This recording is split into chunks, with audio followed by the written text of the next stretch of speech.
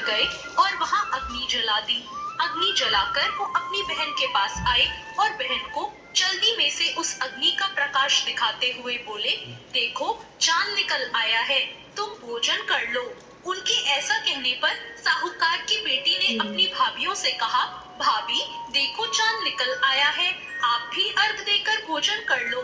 ननद की बात सुनकर उसकी भाभीियों ने कहा, बाईसा ये तो आपका चांद है, हमारा चांद आने में तो अभी बहुत समय है। साहूकार की बेटी भूख से व्याकुल थी, वो उसी चांद को अर्घ देकर भोजन करने बैठ गई।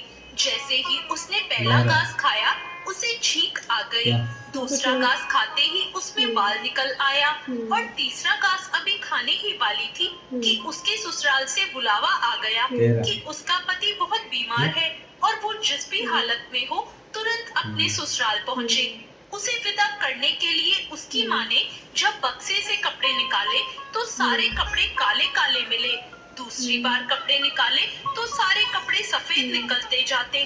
बेटी बोली, माँ तुम ये सब रहने दो, मैं जा रही हूँ। माँ घबराकर बेटी से बोली, बेटी रास्ते में जो भी छोटा बड़ा जो मिले सबके पैर पड़ती जाना, जो भी बूढ़ सुहागन होने का आशीर्वाद दे तो वही अपने पल्ले में गांठ लगा लेना। बेटी ने कहा ठीक है और वो अपने ससुराल के लिए निकल गई। रास्ते में उसे जो मिला वो सबके पांव छूती गई। सबने कहा सुखी रहो, पीहर का सुख देखो और खुश रहो, ऐसा आशीर्वाद दिया। ऐसे में वो अपने ससुराल पहुंच गई। ससुराल के दरवाजे पर उसकी छोटी ननद खेल रही थी। जब उसने उसके पांव छुए तो उसने आशीर्वाद दिया, सौभाग्यवती रहो, पुत्रवती रहो, सुहागन रहो और बूढ़ सुहागन हो। ये सुनते ही उसने अपने पल्ले से गांठ बांध ली। घर में अंदर गई तो जमीन पर अपने पति का मरा हुआ शरीर लेटा देखा और उसे ले जाने की तैयारी होती देखी। वो उसे देखकर बहुत रोई, बहुत चिल्लाई। जैसे ही उसे ले जाने लगे तो रोती हुई चिल्लाती हुई बोली, मैं इन्हें ले जाने नहीं दूंगी। फिर भी जब कोई न माना तो बोली, मैं भी इनके साथ ही जाऊंगी। फिर वो नहीं मानी तो सब बोले, ले चलो साथ में। जब उसके पति को जलाने का समय आया तो बोली, मैं इन्हें जलाने नहीं दूंगी। तो सब बोले, पहले तो पति को खा गई, अब उसकी मिट्टी भी खराब कर रही है। लेकिन वो नहीं मानी। गांव और उसके परिवार के सभी लोगों ने निर्णय लिया कि इसे यही रहने दो, इसके लिए यही एक झोपड़ी बनवा दो। वो अपने पति को लेकर उसी झोपड़ी में रहने लगी। वो पति की साफ सफाई करती और उसके पास बैठी रहती। उसकी छोटी ननद दिन में 2 बार आकर उसे खाना दे जाती। वो हर चौथ का व्रत रखती, चांद को अर्घ देती, ज्योति देखती और जब चौथ माता आती तो चौथ माता कहती, करवोले भाइयों की प्यारी बहन करवोले, घड़ी बुखारी करवोले, बहुत भूखी करवोले। पर वो चौथ माता से अपने पति के प्राण मांगती, पर चौथ माता उसे कहती कि हमसे बड़ी चौथ आएगी तो उससे अपने पति के प्राण मांगना। ऐसे एक एक करके सभी चौथ आई और सभी ये कहकर चली गई। अश्विन की चौथ बोली, तुझसे कार्तिक की चौथ यानी करवा चौथ माता नाराज हैं, वो ही तेरा सुहाग लौटाएंगी। जब करवा चौथ आने वाली हुई तो उसने अपनी छोटी ननद से पूरे श्रृंगार और सुहाग का सारा सामान मंगवाया और करवे भी मंगवाए। उसकी सास ने सोचा, पता नहीं क्या करेगी इन सब का, पर कोई बात नहीं, इतने समय से अकेली वहाँ झोपड़ी में पड़ी है, जो मांगती है दे आओ। फिर उस साहूकार की बेटी ने करवा चौथ का व्रत रखा। चांद निकलने पर अर्घ दिया, चौथ माता की ज्योति भी करी। चौथ माता प्रकट हुई तो बोली, करवोले भाइयों की प्यारी बहन करवोले, दिन में चांद उगाने वाली करवोले, घड़ी बुखारी करवोले। तब उसने उनके पैर पकड़ लिए और बोली, माता मेरा सुहाग वापस करो। चौथ माता बोली, तू तो बहुत भूखी है, 7 भाइयों की प्यारी बहन है, तुझे सुहाग से क्या काम। तब वो बोली, नहीं माता, मैं आपके पैर तब तक नहीं छोड़ूंगी जब तक आप मेरा सुहाग वापस नहीं करती। चौथ माता ने सुहाग का सारा सामान मांगा तो उसने एक एक करके 16 श्रृंगार का पूरा सामान माता को दे दिया। चौथ माता ने अपने आंखों से काजल निकाला, नाखूनों से मेहंदी निकाली, मांग से सिंदूर निकाला और चिटकी उंगली का छींटा दिया। उसका पति जीवित हो गया और चौथ माता जाते जाते उसकी झोपड़ी पर लात मार गई, जिससे उसकी झोपड़ी एक महल में बदल गई। जब उसकी छोटी ननद खाना लेकर आई तो उसने देखा कि भाभी की झोपड़ी की जगह तो महल खड़ा है। वो ननद को देखते ही दौड़ी दौड़ी आई और बोली, देखो बाई साहब, आपका भाई वापस आ गया। घर जाओ और सासू जी से कहो कि गाजे बाजे के साथ हमें लेने आए। ननद अपनी माँ के पास जाकर बोली, माँ माँ भाई जिंदा हो गया। माँ बोली, उस भाभी के साथ तो तेरा दिमाग भी खराब हो गया है, कभी मरा हुआ जिंदा होता है। ननद बोली, नहीं माँ, मैंने देखा है, भाई सच में जिंदा हो गया। भाभी ने हमें गाजे बाजे के साथ बुलाया है। सभी घर वाले गाजे बाजे के साथ अपने बेटे को लेने पहुँचे। बेटे को जिंदा देखकर सास बहू के पैर छूने लगी और बहू सास के पैर छूने लगी। वो बोली, देखो माँ, आपका बेटा वापस आ गया।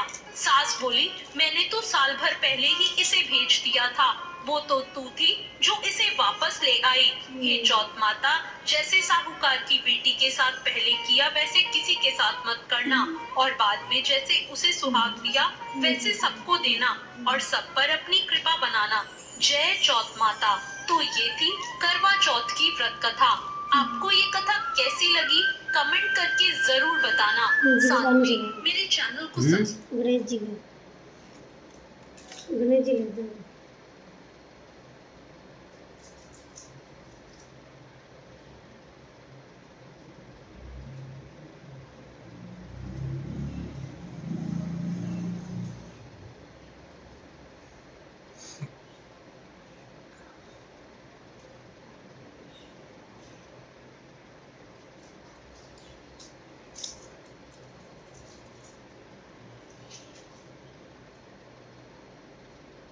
नमस्कार दोस्तों, आज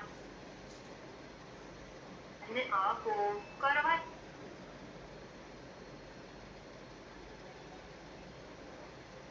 चौथ व्रत में सुनी जाने वाली गणेश भगवान की कहानी सुनाने जा रही हूँ। प्रेम से बोले गणेश भगवान की जय हो, चौथ माता की जय हो। बहुत समय पहले की बात है, एक गांव में एक भाई बहन रहते थे। भाई बहुत गरीब था पर उसकी बहन पैसे वाली थी। जब बहन के ननद का विवाह था तब बहन ने न अपने भाई को विवाह में आने का निमंत्रण दिया और न ही कोई चिट्ठी भेजी। भाई को बाहर वाले से पता चला कि उसके बहन के ननद का विवाह है। भाई ने गांव वालों को बताया। तब गांव वालों ने अपने घर से चुनरी, बिछिया और साड़ी जैसा जिनसे बन पड़ा कन्या के लिए दिया। भाई सारा सामान लेकर बहन के गांव पहुंचा। बहन के घर जाने पर बहन की देवरानी बोली, भाभी जी आपके भाई आए हैं। बहन ने पूछा, कैसे आए हैं और क्या पहना है। देवरानी ने कहा, पैदल आए हैं, फटी पगड़ी फटी धोती पहने हैं। बहन बोली, मेरे ससुर हवेली के सामने दुकान में बैठे हैं, मुझे शर्म आती है। भाई को बोलो पीछे के दरवाजे से आए। भाई के आते ही बहन ने भाई को एक कमरे में बंद कर बाहर से ताला लगा दिया। एक तरफ लड़की का विवाह हो रहा था, गाजे बाजे बज रहे थे, अतिथियों को भोजन कराया जा रहा था और दूसरी तरफ भाई को कोई पानी तक पूछने वाला नहीं था। भांजे की बहू को दया आई और उसने दरवाजा खोल दिया। दरवाजा खुलते ही भाई वहाँ से भागा। 2 दिनों से भूख प्यास के कारण उसे चक्कर आने लगे। रास्ते में गणेश जी का मंदिर था, वहाँ जाकर गिर गया। रोते रोते गणेश भगवान को अपनी व्यथा सुनाई और बोला, आज मेरी गरीबी के कारण से मेरी सगी बहन ने मुझे धिक्कार दिया। घर जाने पर जब मेरी पत्नी पूछेगी कि विवाह से क्या मिठाई लेकर आए हैं तो मैं क्या जवाब दूंगा। गणेश जी को उस पर दया आ गई और वह बोले, मेरे बगीचे से ककड़ी और तरबूज तोड़कर ले जा। भाई ने ककड़ी तोड़कर झोला भर लिया और अपने घर गया। घर जाते ही बच्चों ने पूछा, पिताजी बुआ के यहाँ से हम लोगों के लिए क्या लाए हैं। झोला खोलते ही छोटे तरबूज सोने के गेट में बदल गए। बाकी तरबूज काटे तो उनमें से हीरे मोती निकले। पत्नी बोली, आप बहन के घर से इतना कुछ क्यों लाए? आपकी बहन ने हम लोगों को बहुत ज्यादा दे दिया है। भाई ने कुछ जवाब नहीं दिया। गणेश भगवान की कृपा से उनके दिन बदल गए। भाई का काम धंधा जोरों से चलने लगा। धीरे धीरे गहने बने, रहने के लिए मकान बन गया। पत्नी बोली, ननद जी को बुला कर लाओ।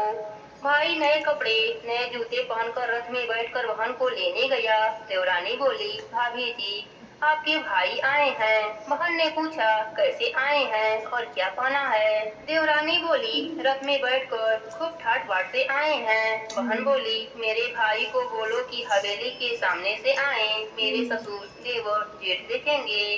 भाई का बहन ने खूब स्वागत किया। भाई बोला, मैं तुम्हें लेने आया हूँ। बहन बोली, मुझे भी बहुत दिन हो गए हैं, चलो मैं चलती हूँ।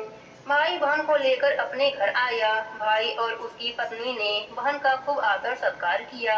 जो चीजें मांगी सब बनवा कर दिया। बहन बोली, भाई मुझे जूती चाहिए। भाई ने मोची को बुलाया और कहा, मेरी बहन के लिए ऐसी जूती बनाओ जो मुझसे बोले। भाई ने बहन को बहुत सारा धन देकर विदा किया, पर अभी तक वह जूती नहीं आई थी। बहन रवाना होने लगी तब मोची जूतियाँ लेकर आया।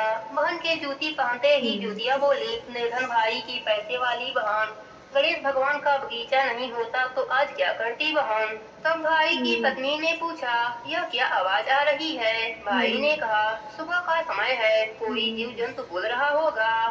भाई ने घोड़े गाड़ी को जल्दी जाने को कहा। बहन के जाते ही पत्नी जिद करके बैठ गई कि जूतियाँ क्या बोल रही थीं। पति ने अपनी पूरी आपबीती सुनाई कि कैसे बहन ने मुझे 2 दिन भूखा रखा, कमरे में बंद कर दिया। पांजे की बहू ने दरवाजा खोला, तब मैं बाहर आया और गणेश जी के शरण में जा पहुंचा।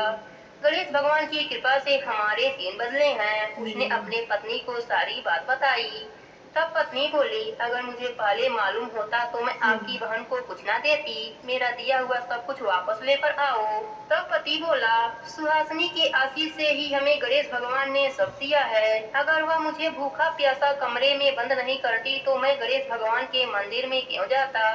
क्या मैं गणेश भगवान को अपना दुखड़ा सुनाता? तुम अपना मन मैला मत करो, अपने पर तो गणेश भगवान की कृपा है और किस चीज की कमी है? फिर दोनों गणेश भगवान के आगे झुककर प्रणाम किए और जयकारा लगाए।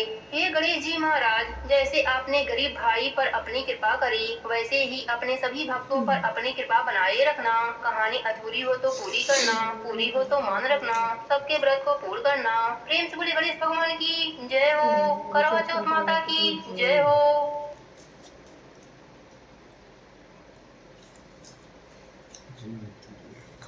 मेरे को दे दो इधर, इधर सो गए अभी। मुझे ना फोन